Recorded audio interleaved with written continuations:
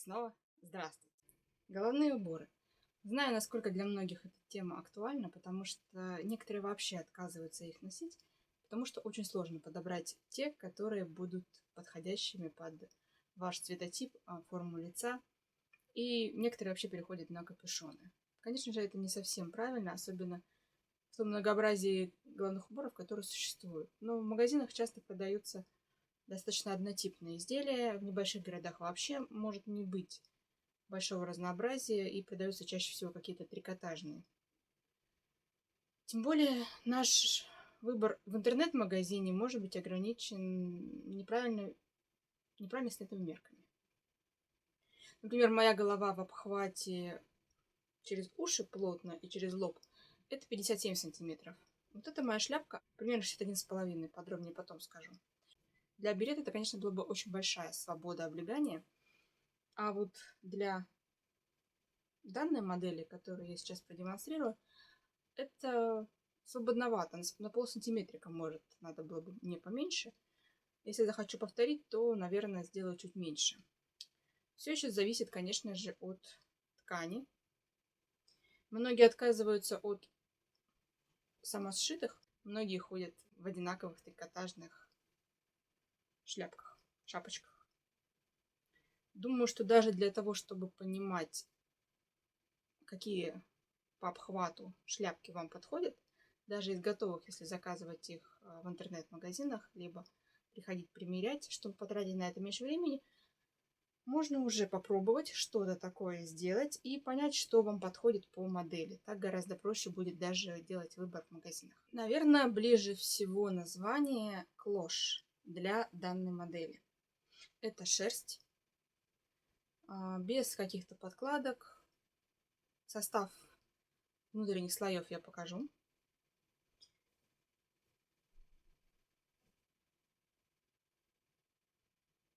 Как-то примерно вот так это можно носить.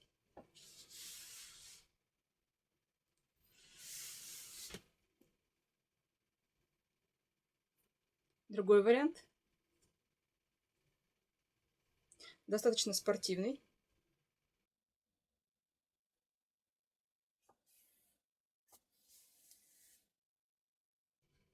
Наверное, вот здесь можно немножко свободы поменьше сделать было бы.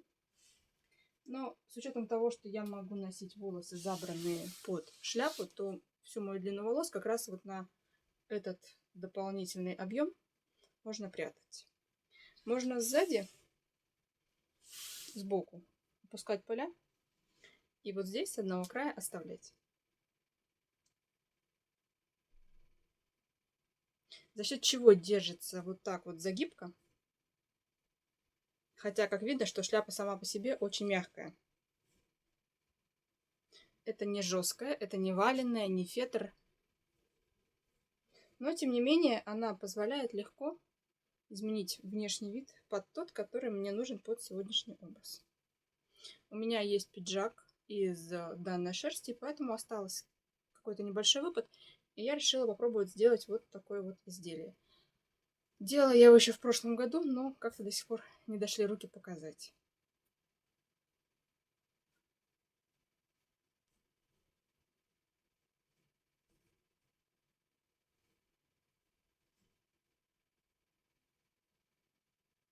Конкистадор.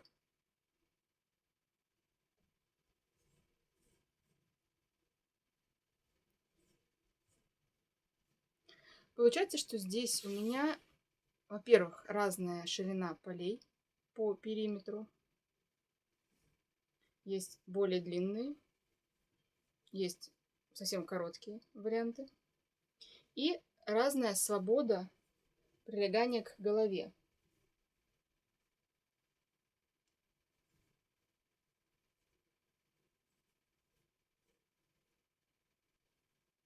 Я четко знаю по шву, который находится сзади, как мне примерно располагать на голове даже без зеркала.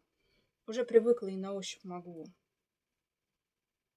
загнуть поля, если мне это необходимо, либо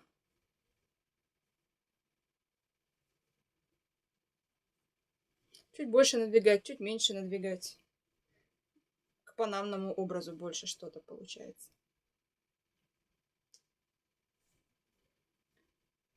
Получается, что с одной шляпкой можно сделать несколько разных вариантов.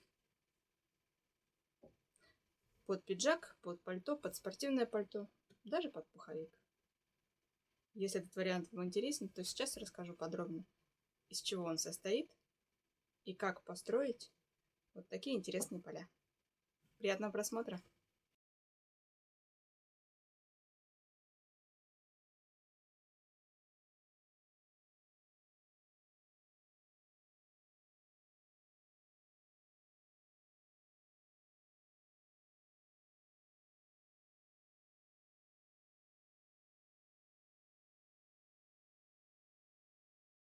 Шляпка достаточно мягкая, сама по себе форму не держит. Внешний слой шерсти отличим от внутреннего слоя. Сзади расположен бельевой шов. Поля из нескольких слоев, так же как и донышко. Тулья из одного слоя. Внутри это очевидно по диагональным полосочкам. Изнутри донышка я пришивала руками. Достаточно мягкий, объемный получается переход от донышка к тулье.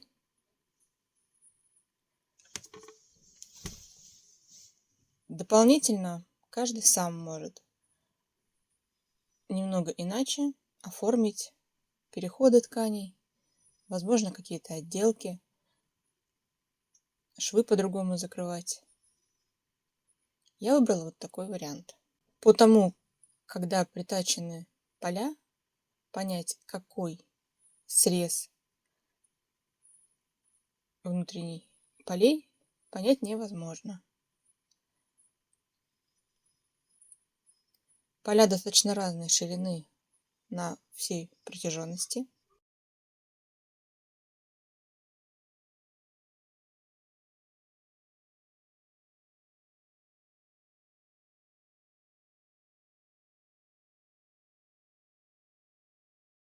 Донышко это окружность, тулья это прямоугольник с немного вогнутыми, как верхним, так и нижним срезом.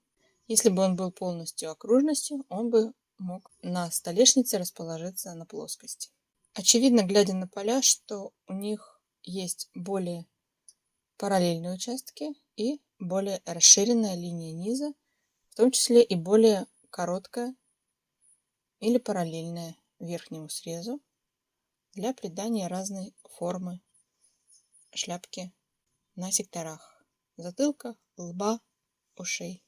Несмотря на то, что поля изнутри проклеены, продублированы жестким плотным материалом, они не подвержены сминанию, зрительно неопрятности, но при этом они остаются мягкими, возможность их по-разному загибать, но они сохраняют в то же время некоторую упругость, чтобы не обвисать вниз тряпочкой, а сохранять именно форму полей. Специально на небольшом лоскуте показываю, насколько сама ткань, шерсть подвержена сминанию, насколько она достаточно мягкая, не имеет никакой формы, имеет определенную толщину заметную и легко распускающиеся края. Да, шерсть для пробы была взята абсолютно недорогая. Имеется внешний заметный ворс, встроенные ворсинки. Больше изнутри. Снаружи это смотрится достаточно однородно.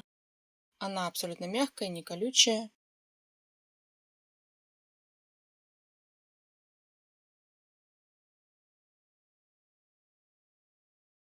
Ну и материал, который был использован для укрепления полей. Продается он, наверное, в любом тканевом магазине, где продаются дублерины, флизелины. Точки с одной стороны – это клеевая часть. Это материал тканый. На сравнении видно, насколько он тоньше, чем шерсть, но при этом он очень жесткий, упругий, плохо поддается сминанию, сам выпрямляется.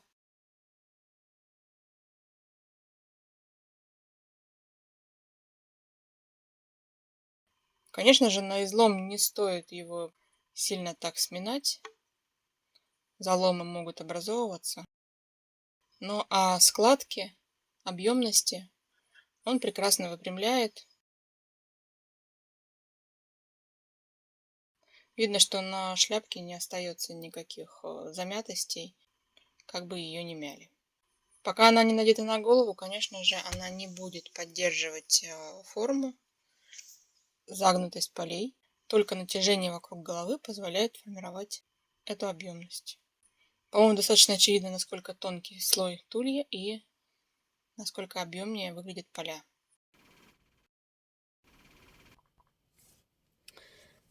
Для построения данной шляпки, сейчас она, конечно, выглядит, когда не одета наголо, абсолютно как какая-то мягкая панамка.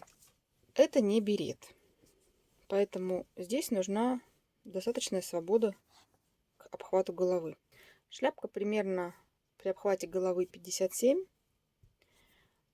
внутренний срез полей 61,5 см.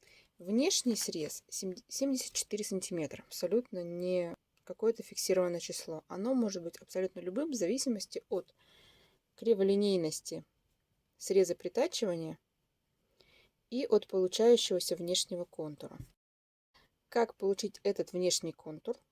Он может быть любым по вашему желанию. Если нужно примерно такое, как у меня, изделие по контуру, ширине полей, по тому, где как загибается шляпка, то сейчас покажу по сантиметрам свой вариант, а дальше уже смотрите сами.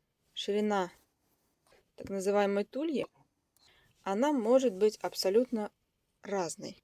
В зависимости от того, хотите ли вы фиксированное положение вот этого среза полей на голове у себя, или, может быть, будет как-то варьироваться. Если будет варьироваться, то очень высокой вот эту часть не стоит брать, потому что иначе она будет сильно отставать от закругления на голове, и вот эта вот часть, она будет, шляпка мягкая, она будет очень сильно видно, что сминаться, там будет пустота.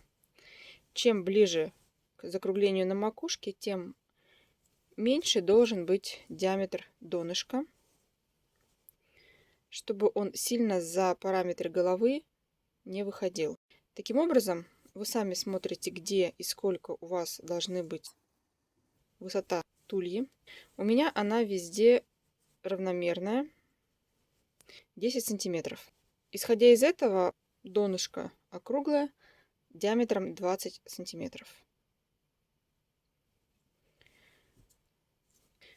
Внутренний срез при диаметре 20 сантиметров вычисляется по формуле L равно 2πr. 2r это диаметр, 2r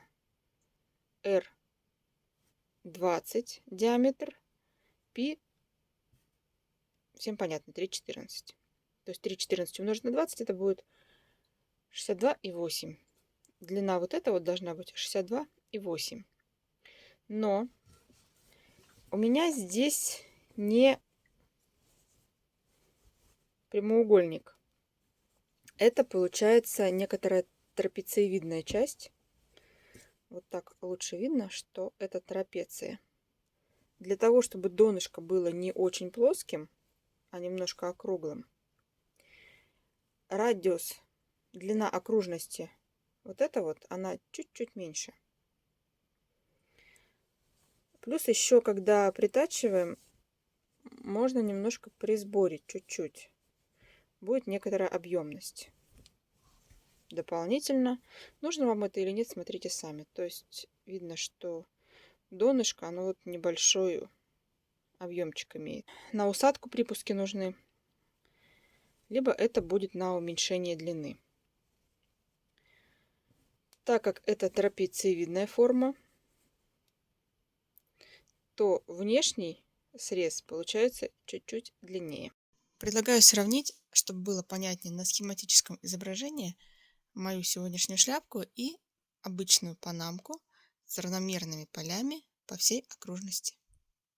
Очевидно, что тулья и донышко строятся по одному принципу, а разница именно в ширине и криволинейности шва притачивания в шляпке, в отличие от равномерных полей панамки.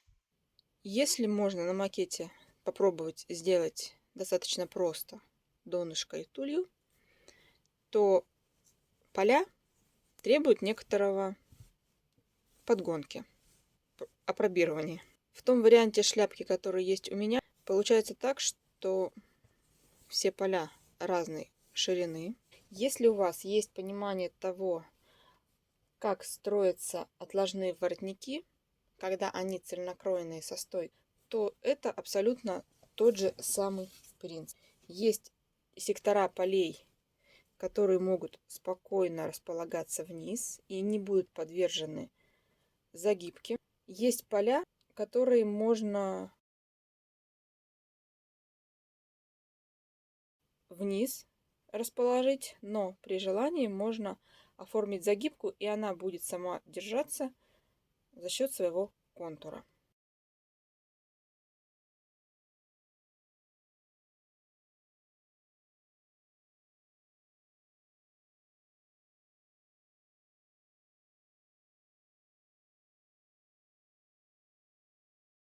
Чтобы сделать тулью равномерно округлой по всей длине, не надо разрезать прямоугольник на миллион частей, а с помощью мягкого сантиметра отложить верхнюю округлую линию и параллельно ей на заданной высоте тульи отложить вторую линию параллельно.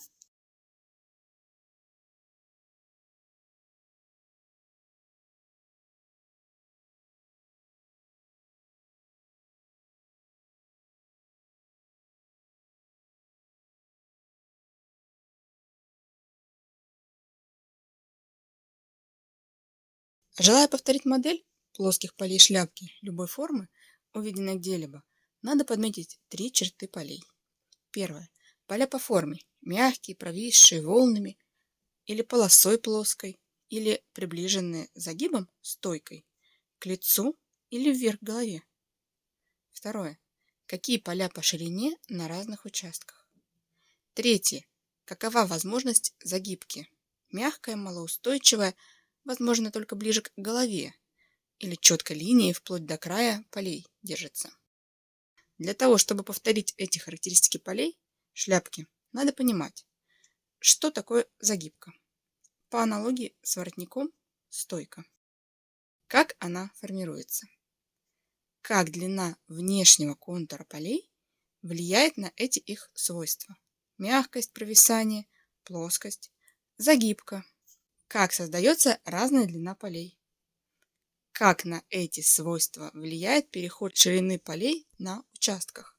Четко понимая эти несложные зависимости, получится строить поля любой конфигурации, считывая их с изображений. Потому по порядку. Стойка или загибка – это следствие натянутости ткани на какой-то линии и загиб оставшейся ширины полей вверх или вниз.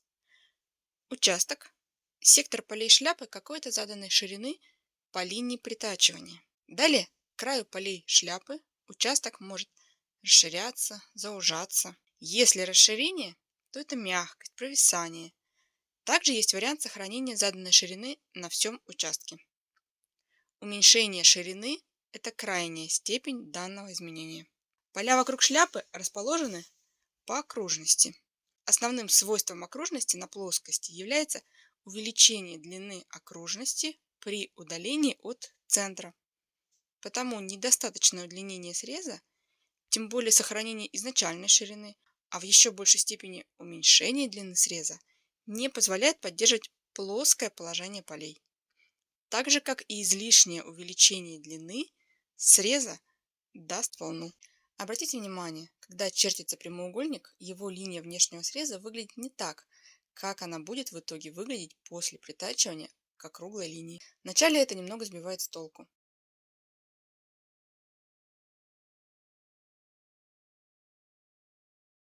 Какими бы ни были по форме поля, окружность, расширяющаяся от центра, противоположную сторону от окружности, либо прямоугольником, притачиваются они к тулье, которая нижним срезом представляет собой выпуклую от центра окружность. Поэтому на поля действует исключительно геометрическое правило от окружности. Возвращаясь к стойке загибки полей, уменьшение длины внешнего края от положенной длины на данном отдалении от центра дает натяжение ткани.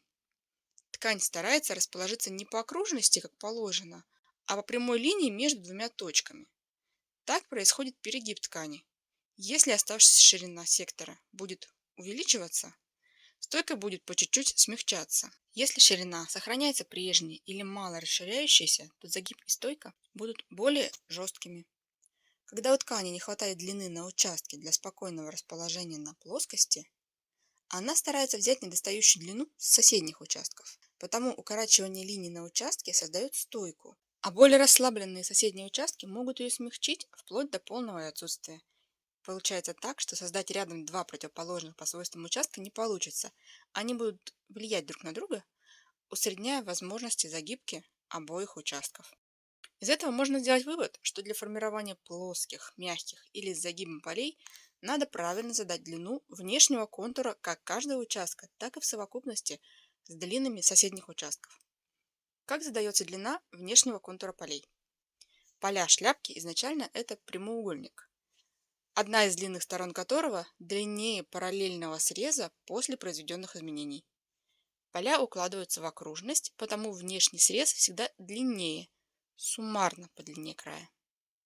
В то время как разные сектора могут быть длиннее, равны или короче параллельного среза этого фрагмента, то есть шва притачивания к тулье. Для понимания положения границ участка нужно провести от среза притачивания полей линии под прямым углом к линии внешнего среза. Для более наглядного понимания можно проводить границы участков на местах изменения ширины полей или на более широких секторах, основанных на возможности создания стойки, то есть определяя, какой участок полей будет с возможностью создать стойку, какой нет. Ну и, конечно, можно выделить участки лоб, затылок, боковые части. Как сказано только что, внешняя линия изначально параллельна внутренней шву притачивания полей.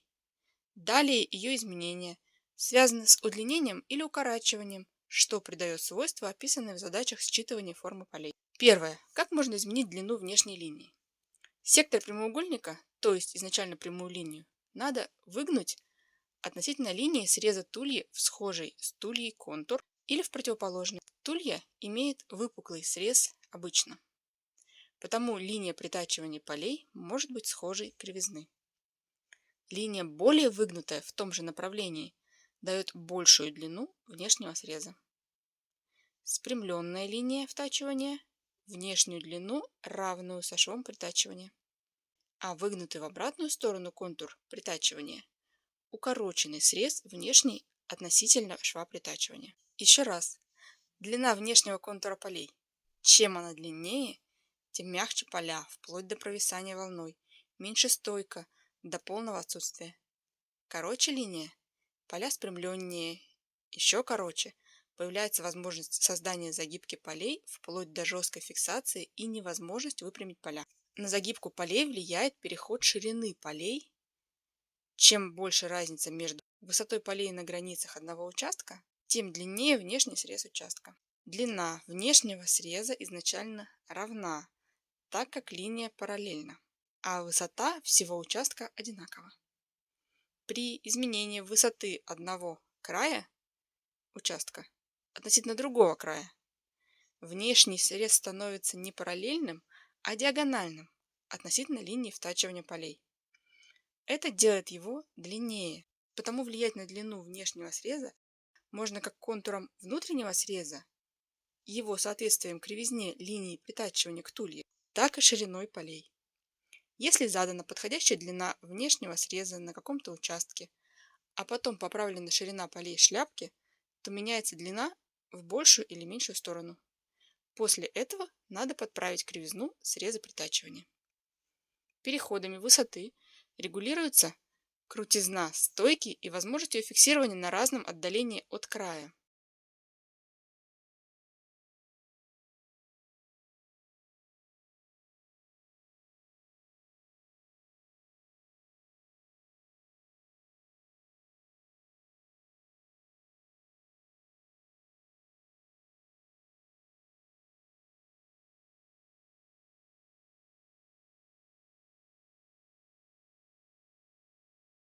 Чем больше отличаются длины на границах участков, тем длиннее внешний край, мягче поля, меньше возможность заложить стойку. Длина внешнего края относительно шва притачивания проходит по диагонали, что всегда длиннее линии под прямым углом. Для более жесткой стойки длину внешнего края надо укоротить, что достигается оформлением линии притачивания более отличным контуром от линии низа тульи. Если бы я хотела в виде таблицы для наглядности оформить сказанное выше, это выглядело бы так. Рейтинг формы линий внутреннего среза полей для фиксированности загибки по убыванию. От большего к меньшему. Линия обратной кривизны к линии низа тульи. Второе. Прямоугольник. Третье. Схожая линия по кривизне, вплоть до отсутствия стойки. Длина внешнего края от большего к меньшему. Линия среза сильнее выгнутая от центра, чем линия тульи. Линия среза схожая с краем тульи. У спрямленного участка внешний срез короче. Обратный от среза тульи контур притачивания полей укорачивает больше всего внешний срез. А. Широкополый участок, мягкий, свободный. Линия верха полей схожа с линией тульи, внешний край длиннее. Либо значительная разница высот между краями участка. Прилегание к лицу. Мягкая стойка. Линия в шве спрямленная по контуру от тульи. Дополнительный эффект достигается однородной шириной полей на всем участке. Зафиксированная загибка. Линия среза выпуклая к линии тульи. Смягчение эффекта. Разная ширина полей на краях участка из-за удлинения внешнего края от этого. Спрямленная загибка. Более короткая линия. Держится жестче, но с некоторым изломом на границах. Лоб, бок, затылок. Это нужно понимать, когда вы формируете загибку на готовом изделии более округло, ближе к краю, или более спрямленные линии, ближе к краю или к голове. После этого стоит раскрыть некоторое лукавство. Речь ведь шла не о полях шляпки с плоскими полями. Речь о головном изделии с оформленными полями, немного загнутыми вниз, ближе по контуру к панамке. Если бы речь шла о панамке, то можно было бы извлечь из окружности сектор и, сомкнув края, получить объемные с направленными вниз полями. Но опять-таки это приведет к неравномерному оформлению края панамки со спины, если шов там будет сильное прилегание, а остальная часть просто будет прижата к лицу, но все же равномерно на контрасте с сильным прижатием в месте иссечения участка. Здесь же изначально речь о полях, создаваемых из прямоугольника с изменением внешнего среза по всей длине. Так что и для панамки с равномерным внешним срезом лучше использовать этот вариант.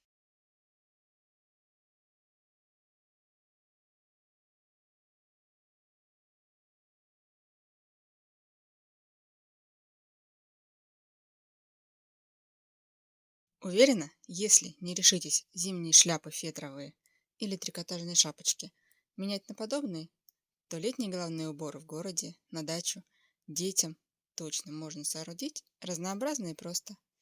Удачных экспериментов! До скорых новых встреч!